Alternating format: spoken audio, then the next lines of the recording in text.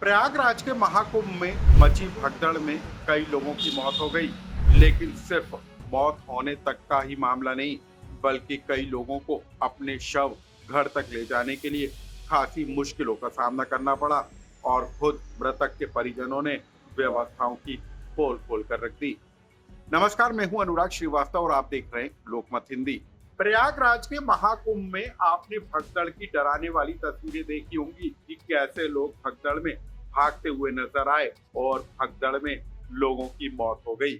लेकिन सिर्फ इतना ही नहीं, बल्कि कैसे शासन और प्रशासन की व्यवस्थाओं की पोल खुली, वो हम आपको बताएंगे। हम आपको बताएंगे कि जो भगदड़ का शिकार हुए उनके शव ले जाने को लेकर शासन और प्रशासन की व्यवस्थाएं कैसे चौपट नजर आईं और लोगों को भारी भरकम शुल्क चुकाना पड़ा। मध्य प्रदेश के नर्मदापुरम में रहने वाले उमेश सराठे भी अपने रिश्तेदारों के साथ प्रयागराज के महाकुंभ में स्नान के लिए गए थे और वो भगदड़ का शिकार हो गए। और जैसे ही ये खबर उमेश सराठे के परिवारजनों को नर्मदापुरम में लगी, उन्होंने रिश्तेदारों को फोन करके कहा कि उनके शव को गांव में लाया जाए और वहीं पर उनका अंतिम संस्कार होगा। लेकिन हम आपको बता दें कि उमेश सराठे जो इस पूरे भगदड़ के शिकार हो गए थे, उनके भाई ने जो बताया वो बेहद चौंकाने वाला था। उमेश सराठे के भाई अनिल सराठे के मुताबिक एम्बुलेंस के जरिए जो उमेश सराठे उनके पार्थिव शरीर को कटनी तक लाया गया था और इसके लिए 24,000 रुपए का शुल्क उनकी तरफ से चुकाया गया था। वो खुद एक पिकअप लेकर कटनी तक पहुंचे थे और वहां से पार्थिव शरीर को अपने गांव जो है लेकर आए थे। लेकिन इस दौरान यानी कि प्रयागराज के महाकुंभ से लेकर नर्मदापुरम तक उमेश सराठे के शव को लाने पर कुल 40,000 रुपए खर्च हुए।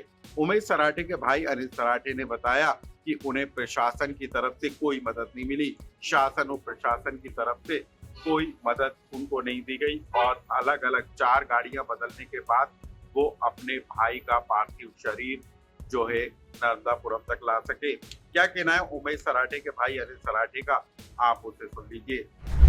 मेरा नाम है अनिल सराठे, ग्राम मरोड़ा के निवासी हैं और ये जो ख़त्म हुए वो मेरे बड़े भाई थे और हम लोगों को जानकारी इनके द्वारा मिली कि डॉक्टरों ने उनको मृत घोषित कर दिया, तो हमें बड़ा दुख हुआ।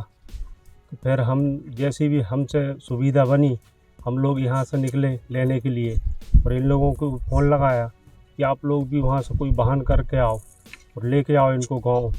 ये हमको गांव में ही हमारा पूरा परिवार है, यहाँ पे अंतिम संस्कार करना है, सभी लोगों से मिलाना है। तो 3 वाहन वहाँ से बदलते हुए जो आए कटनी तक, यहाँ से हम लोग पहुँचे और हमने फिर इनको रात को 3:30 बजे मरोड़ा लेके आए। क्या करते थे भाई आपके? भाई मेरे सैलून की दुकान है, मंगलवारा बाजार बाबई। प्रशासन ने कोई मदद करी या नहीं सब यहाँ तक लाने में? नहीं, कोई मदद नहीं। कितने में लाए आपने यहाँ तक, कटनी तक कितने रुपए लगे थे? हमारा टोटल खर्चा 40,000 रुपये आया मरोड़ा तक लाने के लिए। कटनी तक एम्बुलेंस के कितने रुपए लगे? कटनी तक हमारे 24,000 रुपये लगे।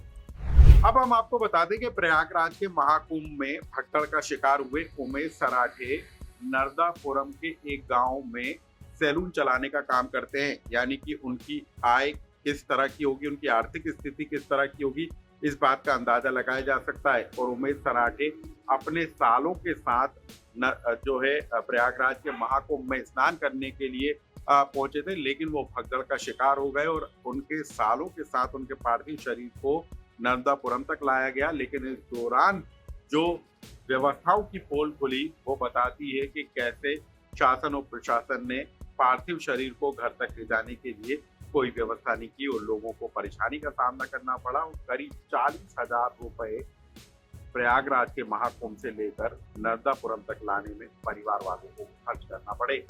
इस खबर से जुड़ा कोई कमेंट हो तो हमें कमेंट बॉक्स में लिखकर जरूर बताएं।